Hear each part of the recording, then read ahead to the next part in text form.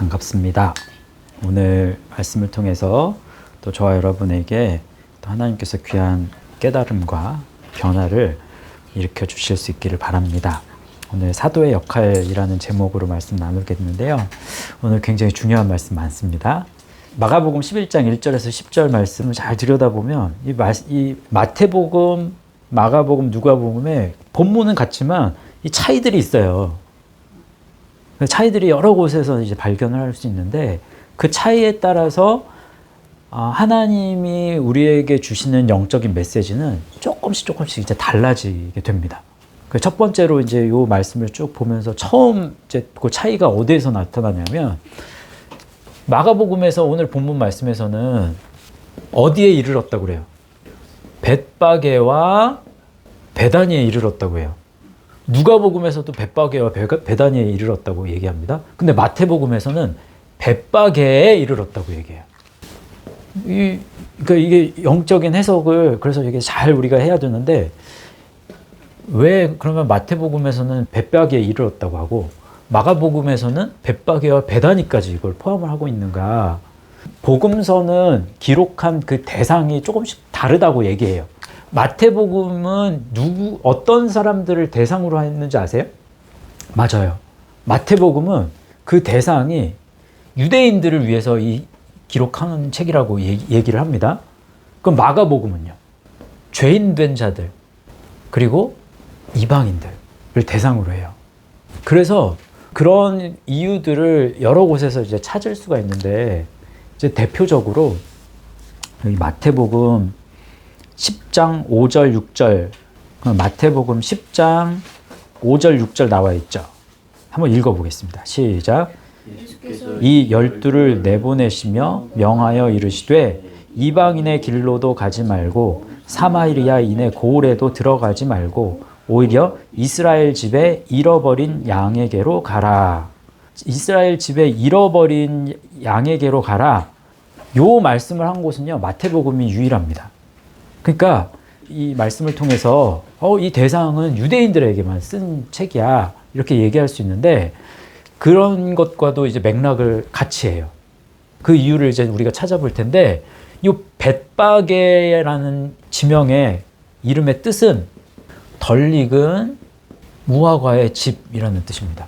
익은 무화과가 아니고 못 쓰는 무화과가 아니고 덜 익은이에요. 근데 이 무화과는 구약에서 어떤 데 많이 사용을 하느냐, 무엇을 빗대어서 무화과라고 많이 얘기하는 줄 아세요? 이스라엘을 빗대어서 말할 때, 그러니까 무화과를 많이 비유합니다. 그 이유를 우리가 찾아보겠는데, 예를 들면 호세아서 9장 10절 상반절 한번 읽어볼게요. 시작. 옛적에 내가 이스라엘을 만나기를 광야에서 포도를 만남같이 하였으며 너희 조상들을 보기를 무화과 나무에서 처음 맺힌 첫 열매를 봄같이 하였거늘. 또 예레미야서 24장 1절 하반절에서 2절 그리고 5절 이렇게 읽어볼게요. 시작. 여호와께서 여호와의 성전 앞에 놓인 무화과 두 광주리를 내게 보이셨는데 한 광주리에는 처음 익은 듯한 극히 좋은 무화과가 있고 한 광주리에는 나빠서 먹을 수 없는 극히 나쁜 무화과가 있더라. 이스라엘의 하나님 여호와께서 이와 같이 말씀하시니라. 내가 이곳에서 옮겨 갈대아인의 땅에 이르게 한 유다 포로를 이 좋은 무화과 같이 잘 돌볼 것이라 라고 얘기해요. 그래서 무화과는 이스라엘과 굉장히 많이 상징이 되고, 이 무화과가 어떤 무화과가 되느냐에 따라서 어떤 때는 하나님의 진노가 임하고 어떤 때는 회복이 임하고 그렇게 돼요. 근데 좋은 무화과, 나쁜 무화과라고 하는데 여기에서는 이 벳바게는 덜 익은 무화과래요. 덜 익은 무화과. 그럼 이게 좋다는 말이에요? 나쁘다는 말이에요? 아직 모르는, 맞아요. 아직 모르는 상태야. 애매모호한 상태야. 그러니까 차지도 않고 덥지도 않은 지금 그 상태야. 애매모호한 상태야. 그러면 왜 덜 익었다라고 표현하는가를 우리가 살펴보면, 그러면 좋은 무화과가 되기 위해서는 우리는 계속해서 우리가 예수님을 그리스도로 아는 상태가 되는 것이 좋은 상태예요.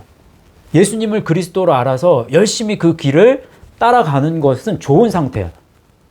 근데 분명히 하나님께서 이스라엘을 택하기는 하셨어. 그래서 하나님은 알아. 그러면 이 예수님을 그리스도로 안다라는 건 다시 말하면 새 언약의 말씀을 받아들이는 거예요. 그건 익은 상태야. 익은 무화과가 되는 거야. 그런데 덜 익었어. 그러면 어디에서? 옛 언약은 알아. 근데 옛 언약의 틀에서 벗어나야 되는데 벗어나지 못하는 거예요.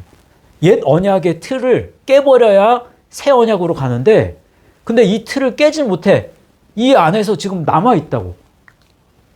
이 옛 언약을 정말 순수한 마음으로 받아들이는 사람은 이걸 깰 수가 있는데 이 옛 언약을 지키는 가운데에서 여기에서 매너리즘에 빠져버렸어.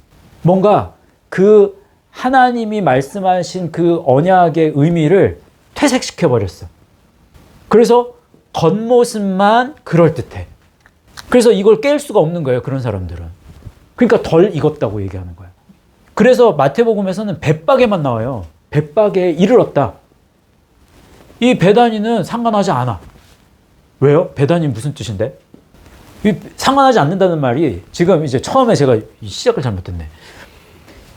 이 말씀이 굉장히 중요한 이유는 이 말씀이 왜 중요해요? 오늘 이 말씀은 그 유명한 예루살렘에 입성하는 장면이에요. 예루살렘에 입성한다는 게 그건 언제야? 예수님 돌아가시기 일주일 전이에요. 그 마지막 일주일이 굉장히 중요하게 우리가 여겨. 그래서 성금요일, 부활을 앞둔 이 고난 주간이 시작하는 월요일이란 말이에요. 근데 우리는 예루살렘 입성에만 사실 중요성을 둬. 근데 입성하는 건 마지막 부분이고 예루살렘에 시작이 언제예요? 시작을 어디서 했어? 나귀를 타는 그 시작점도 되게 중요하게 여겨야 돼, 사실은. 왜냐하면 이 말씀이 주는 의미가 시작부터 요 입성까지 요걸 다루기 때문에 그래서 시작점이 어딘가가 되게 중요한 거예요. 근데 마태복음의 시작점은 벳바게에서 시작해서 예루살렘 성에 입성한다. 이렇게 얘기한 거고 마가복음에서는 벳바게와 베다니에서 그러면 출발한 거예요. 출발점이. 그 출발점이 달라지는 거예요. 그러면. 그렇기 때문에 이 말씀 가운데에서 주는 영적인 의미를 찾아야 되는 게 중요한데 벳바게에서 출발한 거예요. 마태복음은. 그러면 유대인들을 구원하기 위한 것이 하나님의 목적이다. 마태복음에서 그렇게 얘기하기 때문에 이 대상은 출발점의 대상은 유대인만 되는 거예요. 마태복음에서는. 근데 그 유대인만 되는 그러면 이방인은요? 라고 하지만 바울이 그걸 또 설명한다고. 사도 바울이. 내면적 유대인과 외면적 유대인으로 나눠버려요. 그래서 겉만 보기에 유대인이 아니야. 정말 그 내면의 유대인이 진짜 유대인이야. 그러면 모든 사람은 다 유대인이 될 가능성이 있다는 얘기예요. 사도 바울이 바라본 그 해석은. 근데 이제 마가복음에서는 출발점이 벳바게도 되지만 베다니도 돼. 그럼 베다니가 가지고 있는 의미는 뭔데? 이게 베다니의 뜻을 해석한 해석이 사실 한 3가지 정도가 돼요. 근데 그 3가지 중에서 제가 제일 맞다고 생각하는 것을 알려드리는 거예요. 베다니 하면 슬픔과 고통의 집. 제가 볼 땐 이게 제일 맞는 뜻인 것 같아요. 구약 성경에서 슬픔과 고통은 누구를 대상으로 하는지 아세요? 제일 딱 대표적으로 슬픔과 고통 했을 때 그 대상을 딱 정한다면 구약 말씀 속에서 죄인, 하나님을 떠난 죄인을 가리켜서 슬픔, 고통 이 단어를 많이 써요.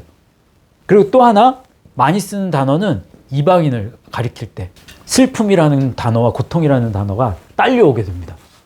대표적으로 이것도 많이 찾을 수 있는데 대표적으로 보면 시편 31편 10절 말씀 읽어보세요.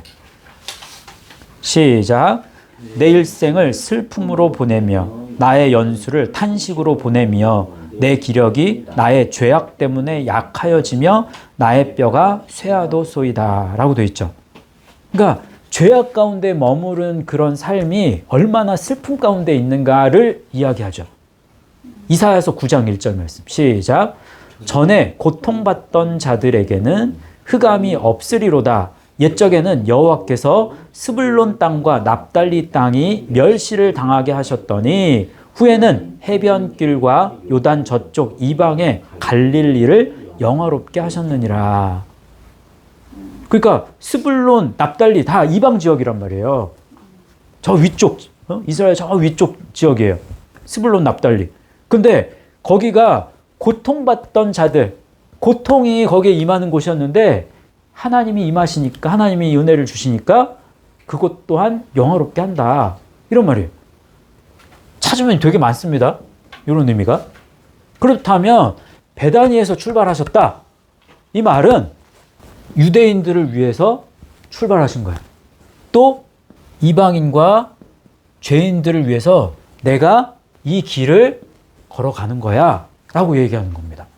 근데 그 이제 맞은편에 가서 예수님이 이제 두 제자를 누군지 몰라. 제자 중에 2명을 정했대. 그러면 아마도 가장 그래도 모범이 되고 본이 되는 12제자 중에서 가장 본이 되는 2사람을 정했겠죠. 2사람을 정해서 보냈어. 맞은편으로. 마가복음을 보면 이 벳바게와 베다니 이 지명을 좀 알아야 돼요. 지명. 그러면 지저스, 크라이스트, 빅토리, 지중해, 이거 사해, 요단강, 갈릴리, 갈릴리 바다, 갈릴리 호수, 그 다음에 요단강이에요. 그 다음에 요단 동편, 요단 서편 이렇게 되는 거예요. 그리고 이게 이렇게 십자가를 딱 그어서 여기 가운데가 예루살렘이에요. 그리고 예루살렘이 여기 있으면 여기가 이제 이렇게 산맥이 이렇게 형성이 되어 있어요. 그래서 여기가 이렇게 이제 모든 이쪽 지역은 이렇게 여기 이제 높고 그래서 여기가 이제 감람산이 여기 이렇게 있어요. 그리고 벳바게가 여기 있고 베다니가 여기 있습니다. 벳바게하고 베다니는 걸어서 한 15분, 20분이면 가는 거리예요. 그러니까 여기 지금 답심리잖아요. 답심이 바로 옆 동네가 장안평이에요. 그렇게 되어 있는 거나 마찬가지예요. 그래서 여기가 이렇게 형성이 되어 있어요. 예루살렘, 벳바게, 베다니. 그래서 지명적으로 봐도 벳바게와 베다니 그러면은 이제 벳바게와 베다니 그러면은 여기서 출발하셔서 이렇게 들어간 거거든요. 마태복음에서는 베다니 상관 안 해. 여기서부터 이렇게 간 거야. 벳바게의 맞은편 마을로 가면 그러면은 베다니로 갔다라는 것을 알 수 있는데, 근데 벳바게와 베다니에서 맞은편 하면 요 주변에는 사실 마을이 없어요. 조금 떨어져 있어 다. 그래서 벳바게에서 베다니로 갔는지 베다니에서 벳바게로 갔는지 그건 알 수가 없어요. 근데 맞은편으로 이제 보낸 거예요. 거기에 나귀 새끼를 이제 만나게 되고 나귀 새끼가 이제 오게 되는데 그 얘기가 쭉 이제 2절부터 해서 거의 7, 8절 말씀이 다 요 내용이 있잖아요. 근데 왜 고난주간이 시작되고 그리고 굉장히 중요한 지금 시점인데 왜 굳이 나귀를 이제 제자들을 시키셔가지고 왜 굳이 이런 제가 볼 때는 제가 이 말씀을 딱 접할 때 좀 번거롭다라는 생각을 했어요. 왜 굳이 이렇게까지 하셨지? 뭘 알려주시기 위해서 이걸 하셨지? 왜 굳이 저 마을로 이 마을에서 그냥 찾으면 되잖아. 근데 왜 굳이 맞은편 마을에 가게 했고 그래서 그냥 한 사람만 보내면 되지 왜 2사람을 꼭 보냈고 그 보냈다라는 말도 되게 의미가 있는 게 이 2사람을 보냈다고 얘기했을 때 이 보냈다에 쓰인 말씀이 제자들을 파송했을 때 사도를 파송하거나 제자를 파송했을 때 아포스텔로를 쓰거든요. 아포스텔로라는 말이 보내다, 그 다음에 파송하다, 그 다음에 멀리 보내다. 이게 사실 멀리 보낸 게 아니에요. 가까운 곳에 보낸 거야. 근데 멀리 보냈다? 심지어 어떤 뜻까지 있냐면 빛을 발하다라는 뜻까지 있어요. 누가복음 10장에 보면 70명의 70인을 2명씩 따로따로 각 마을에 보냈다 라고 했을 때 2명씩 아포스텔로 했다. 마가복음 6장에도 나와요. 제자 파송하는 게. 제자들 12명의 제자를 2명씩 보냈다 라고 했을 때도 2명씩 아포스텔로 했다. 근데 여기서도 2명을 아포스텔로 했다. 그러면 사도를 파송한 거나 마찬가지야. 나귀를 가지러 오게 하는데 2명씩 파송한 거예요. 더 재미있는 건요. 2절 말씀을 보시면 2절 말씀 한번 읽어보세요. 시작. 이르시되 너희는 맞은편 마을로 가라. 그리로 들어가면 곧 아직 아무도 타보지 않은 나귀 새끼가 매여 있는 것을 보리니 풀어 끌고 오라. 이 2절 말씀에요. 동사가 몇 개 있는 줄 아세요? 2절 말씀은 거의 다 동사로 되어 있어. 몇 개예요? 8개. 이르다. 예수님께서 이르셨어. 가다. 들어가다. 그 다음에 타다. 매다. 보다. 풀다. 그 다음에 끌고 오다. 이게 다 동사예요. 자, 예수님께서 이루셨어요. 헬라어 이르다. 레고. 레고에서 이제 로고스가 오죠. 그러면 예수님이 이루셨다. 그럼 예수님이 말씀하신 거예요. 그거는 말씀이 있어야 돼. 그리고 가다. 뭐 썼을까요? 휘파고. 그러면 가다 하면 출발하다. 그 중요한 거 분명한 목적지로 가는 거예요. 분명한 목표를 향해서 가는 거예요. 분명한 목적지를 알아. 어디로 어떻게 가야 될지 그냥 그곳을 향해 가는 거야. 들어가다. 에이스 포류오마이. 이 포류오마이는요. 그러니까 뭐 가다 뭐 이렇게 밟다 가다 뭐 이렇게 이런 뜻이 있는데 건너는 거예요. 건너는 거. 여기에서 저쪽까지 그러면 굉장히 이제 고난이 분명히 있어. 근데 에이스가 있어 또. 그러면 여기에 과정 가운데 결과를 다 나타내고 여기가 완전히 들어갈 때까지 그럼 가는데 그 가는 가운데에서 끝까지 거기에까지 이제 들어가는 거야. 그래서 타다. 이거는 카디조라는 말입니다. 이거는 앉다, 정착하다, 앉다 이런 뜻이에요. 매다. 이건 뭐예요?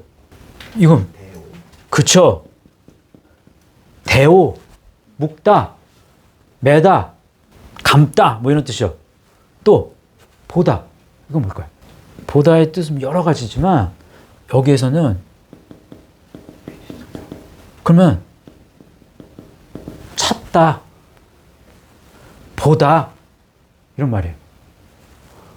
풀다. 대오의 반대죠. 위오. 해방하다. 풀다. 뭐 파괴하다 이런 뜻도 됩니다. 끌고 오다. 아고. 그러면 데리고 오다. 열매 맺다의 처음 부분이죠. 그러면 너무 놀랍게 이걸 쭉 살펴보면요. 두 명을 보냈다고 그랬잖아요. 그러면 2명을 보낸 거는 사도를 보낸 거하고 똑같다고 했잖아요. 사도에 이 단어를 쭉 보면요. 아까 누가복음 10장, 마가복음 6장에 제자 파송하고 사도 파송하는 내용이 나오는데 그 내용이 거기 가서 이제 파송돼서 어떻게 해라. 그런 일들을 쭉 다 살펴보잖아요. 그러면 사도가 해야 하는 역할이 요거예요. 쫙. 사도는 말씀을 가지고 출발해. 어디로 출발해? 명하신 곳으로 출발해. 근데 어려움을 당하더라도, 그러니까 출발하면 이제 사람들에게로 가겠죠. 어떤 마을로 가겠죠. 근데 사람들이 안 받아들일 수 있잖아. 근데 그것을 받아들일 때까지 저 사람에게 그래서 찾아가는 거예요. 그래서 주저앉아 있는 영혼들, 그리고 매여 있는 영혼들을 찾아. 그래서 그들을 풀어줘. 그리고 그들을 데리고 예수님께로, 예수 그리스도께로 데리고 와. 왜? 열매 맺게 하기 위해서. 그런 의미가 돼버려요. 근데 나귀 새끼를 여기서는 이 말씀을 이제 끌고 오라고 그랬어. 그러면요, 나귀 새끼가 주는 의미가 뭘까? 나귀 새끼가 주는 의미가 뭘까요? 어제 애들하고 공부하면서 물어봤는데 답이 달라. 하나는 사람들 아닐까요? 그래서 죄 가운데 있는 사람들, 죄인된 사람 아닌가? 끌고 오는 거니까. 근데 또 다른 답은 예수님인 것 같아요. 이렇게 얘기하더라고. 둘 중에 하나입니다. 뭘까요? 잘 모르겠죠. 헷갈리죠. 말씀을 묵상할 때 내 생각대로 그 생각을 펼쳐나가면 그게 이제 위험하게 되는 거예요. 묵상은 돼. 이렇게 해도 묵상이 되고 이렇게 해도 묵상이 돼요. 근데 뭐가 맞는 거야? 라고 했을 때 맞는 걸 찾으려면 연구가 필수적으로 필요합니다. 그래야 바르게 알 수 있어요. 답이 어디 있냐면, 이거는 나귀 새끼를 탔다고 얘기하는 부분은 구약의 말씀에 예언으로 있어요. 어디 말씀에 있냐면 스가랴서 9장 9절의 말씀을 성취시킨 내용이라고. 스가랴서 9장 9절 말씀을 읽어보세요. 시작. 시온에 따라 크게 기뻐할지어다. 예루살렘에 따라 즐거이 부를지어다. 보라, 내 왕이 내게 임하시나니 그는 하여서 나귀를 타시나니 나귀의 작은 것 곧 나귀 새끼니라. 이렇게만 보면 여기서 답을 어떻게 찾아? 이렇게 얘기할 수 있겠죠. 그죠? 자, 보세요. 여기에 나귀가 몇 번 나와요? 이렇게 3번이 나와요. 근데 항상 여러분도 항상 그냥 넘기시면 안 돼. 그러니까 뭐든지 이걸 잘 살펴보셔야 돼. 제가요, 나는 당연히 이게 같은 단어일 줄 알았어. 나귀. 응? 근데 이 3단어가 다 다른 나귀입니다. 단어가 다 달라요. 첫 번째, 나귀를 타셨다. 이거 하모르라는 말이에요. 히브리어로. 하모르. 이건 순나귀입니다. 순나귀. 요 나귀의 작은 거, 요거 한 단어예요. 요게? 요거는 아이르라는 단어예요. 히브리어로. 망아지, 당나귀, 새끼 이런 뜻입니다. 이거는 2 단어예요. 이거는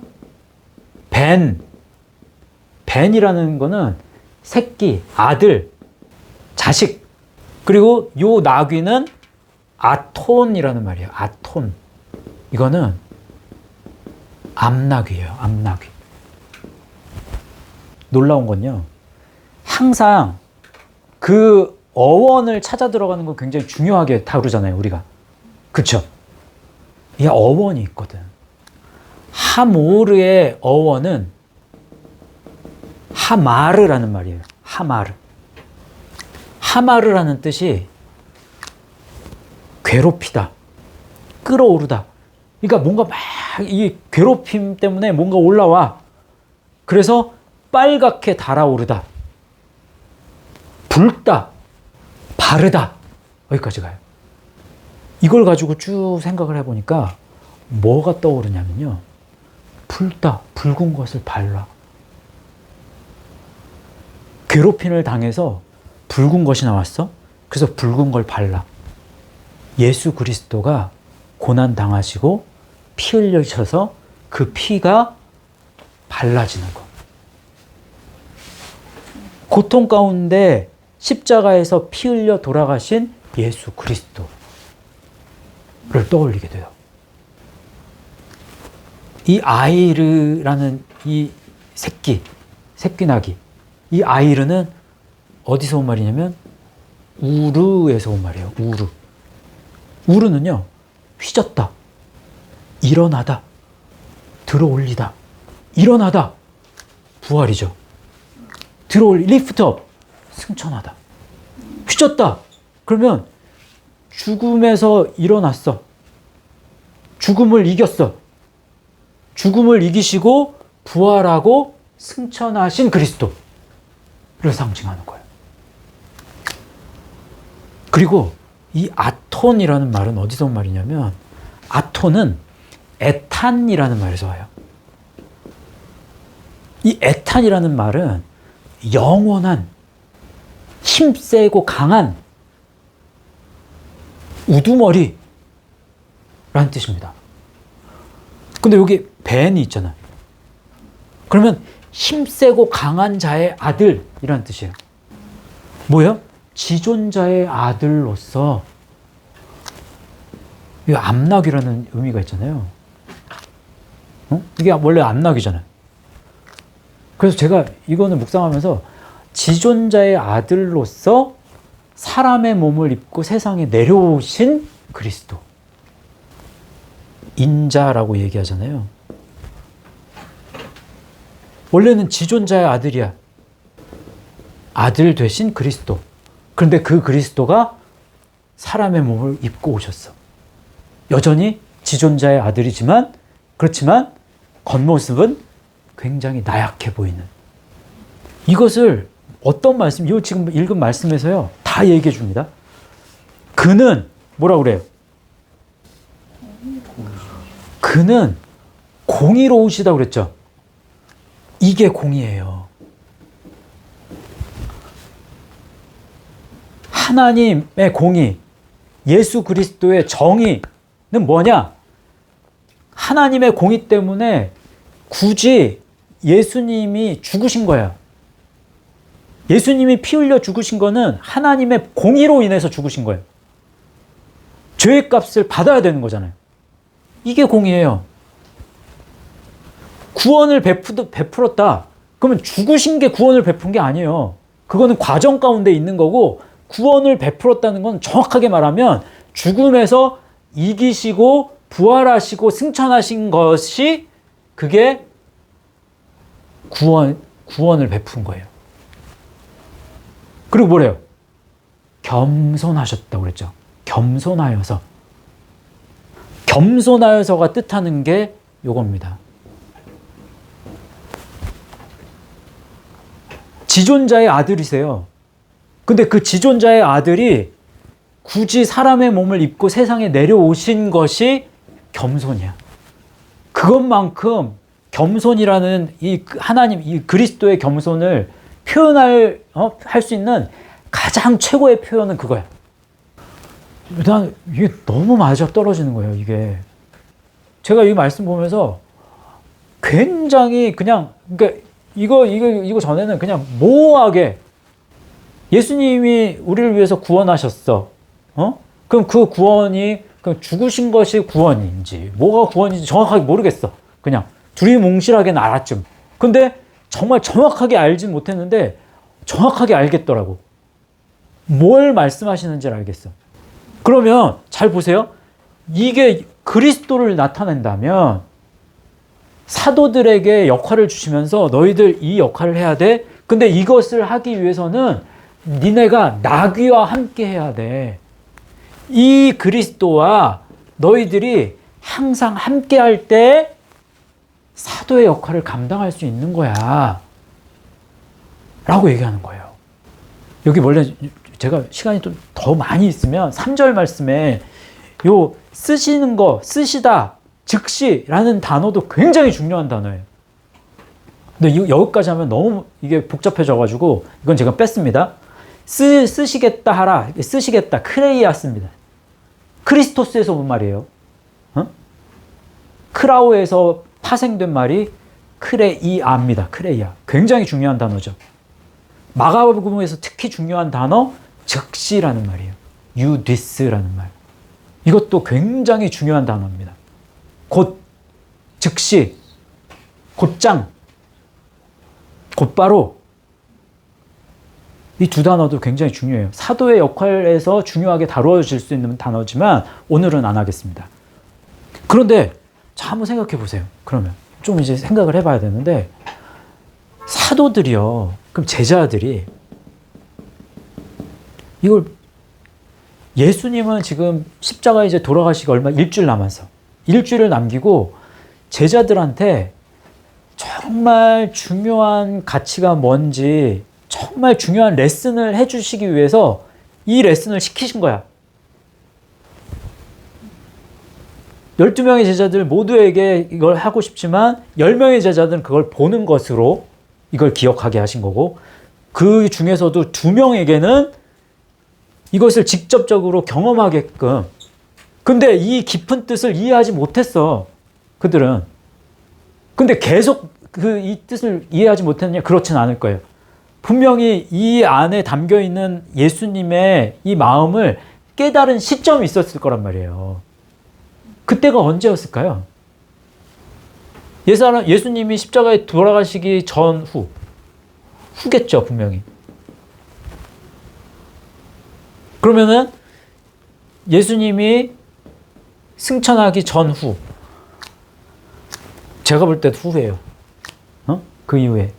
아마도 그 다락방, 오순절 그 다락방에서 열심히 기도하고 그럴 때 성령이 임하시면서 뭔가 깨닫지 않았을까. 그러면요. 깨달음의 시점이 이때다, 만약에. 그러면 이것을, 그러니까 이 깨달았다라고 얘기했을 때 우리가 잘 생각해 봐야 되는 게 눈으로는 예수님이 고난당하시고 십자가 길 걸으시고 그리고 죽으시고 부활하신 걸 그냥 직접적으로 목격을 한 것이 깨달은 게 아니야. 눈으로 봤다라는 건 겉으로 그냥 보는 시점으로 본 거는 본 거야. 그 안에 담겨 있는 영적인 의미를 깨달은 건 훨씬 뒤였다라는 거예요. 그게 중요한데. 그냥 눈으로 보는 것만은 아니야. 근데 이것을 정말 영적인 의미를 깨달았을 때 그 마음이 어땠을까요? 제자들의 마음이 어땠을까? 여러분이 만약에 제자였고 이 마음을, 예수님의 마음을 모르다가 이걸 깨달았을 때 그때 어떤 마음이 드세요? 미안함, 안타까움, 슬픔, 감사, 울컥하는 마음, 이게 망감이 쫙 교차하면서 막 눈물이 핑 돌면서 막 이 과정을 거치고 났을 때 불같은 마음이, 이 열정이 막 살아 움직이는 거야. 이런 의미가 있구나. 근데 내가 그걸 몰랐구나. 예수님하고 그 마음을 같이 하지 못했구나. 그런 미안함, 안타까움을 지나서, 그래서 감사함을 지나서, 그래서 뭔가 꿈틀꿈틀거리면서 성령이 불릴 듯 일어나는 그런 어떠한 역동적인 마음으로 변했을 거예요. 분명히. 지금 나의 모습은 전혀 사도하고 거리가 멀어. 바른 제자의 모습도 아닌 그 모습인데 그런 제자들에게 예수님이 이것을 경험시키면서 너희들이 나아가야 할 방향이 제자가 아니라 제자에서 더 성숙된 사도의 모습을 보여줬으면 좋겠어. 그래야 너희들이 이 길을 나하고 동참할 수 있어. 이 길은 슬픔과 고통으로 시작되는 길이야. 슬픔 당하고 고통 당한 자들을 위해서 나는 이 길을 갔고 이 길이 세상 속에서는 슬픔과 고통이 뒤따라. 이들의 죄된 짐을 다 지고 내가 이 길을 걷기 때문에 나도 슬픔 당하고 고통 당해. 그렇지만 그 결국은 호산나야. 기쁨의 환호성을 부를 때가 있어. 어디에 들어가면? 예루살렘에 들어가면. 예루살렘에 입성했을 때 내가 지금 이 백성들이 호산나 하면서 나를 찬양하고 나를 기뻐하고 환호성 불러준 것처럼 너희들도 예루살렘 성에 들어갔을 때, 다시 말하면 새 예루살렘에 입성했을 때 너희들도 그렇게 환영받게 될 거야. 그러니 너희들에게 주어진 사도의 역할 잘 감당하기를 바란다. 라고 하는 것이 오늘 말씀이 우리에게 주는 교훈입니다. 아마 한 번도 사도의 역할로서 이 말씀을 본 적이 없을 거예요. 저도 그랬으니까.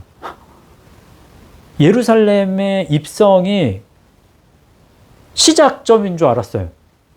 근데 시작점이 아니라 영적인 교훈은 종착지가 돼요.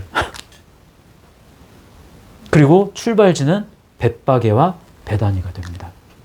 그래서 저와 여러분이 지금 어떤 상황에서 어떻게 예수 그리스도를 섬기고 있는지 한번 점검해 보시고, 너무 부족해. 너무 뭔가 나 혼자 가는 것도 어려워. 근데 누군가를 데리고 가는 건 생각도 못했어. 그렇지만 그리스도의, 예수 그리스도의 우리를 향하신 기대는 우리가 사도가 되는 겁니다. 왜요? 이 아포스톨로스라는 이 사도의 뜻은 그리스도의 최고 책임자예요. 그리스도를, 예수님을 그리스도로 알아가는 데 있어서 너에게 최고로 가치 있고 최고로 높은 지위의 책임을 너에게 부여해 줄게. 그게 사도입니다. 그러니까 사도가 되는 건요, 어려운 것이기도 하지만 굉장히 가치 있고 명예로운 직분인 거예요. 난 사도가 되기 싫어요. 그러면 내가 그만큼 그리스도를 알고 싶지 않아요. 라는 말과 같은 거예요. 내가 정말 그리스도를 힘써 알기를 원합니다. 내가 지금은 부족하지만 내 안에 그런 소망이 있습니다.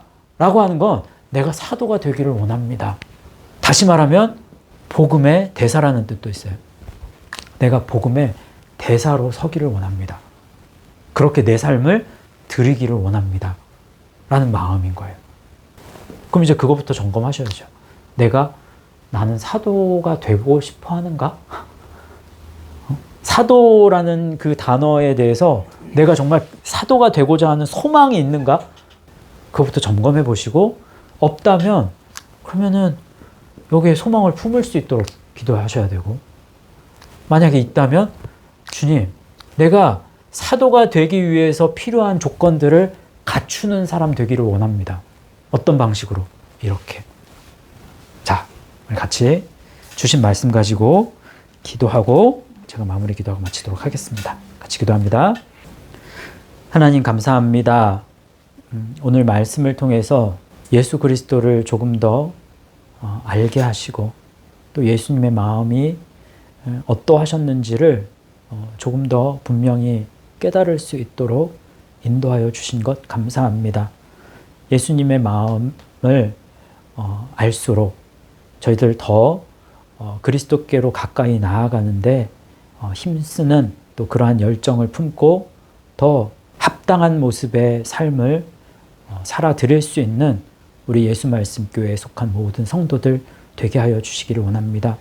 그래서 저희들 사도가 되기에는 아직 턱없이 부족한 모습이지만 제자로서 구분되게 하시고, 또 택함을 입은 그러한 상태 속에서 말씀을 남김으로 말미암아서, 그리고 또 오늘 주어진 사도의 역할을 통해서 늘 나귀의 모습을 통해서 우리에게 가르쳐 주신 그 예수 그리스도, 공의로우신 그리스도, 구원을 베푸신 그리스도, 지존자의 아들로서 인자의 모습을 하시고 세상에 내려오신 겸손하신 그리스도를 우리 마음 가운데 품고 살아갈 수 있는 우리 모두가 되게 하여 주시옵소서. 그렇게 역사하셔서 조금씩 그리스도를 닮아가는 그러한 변화가 우리의 삶 가운데 일어나기를 간절히 소망하며 모든 말씀을 예수님의 이름으로 기도하옵나이다. 아멘.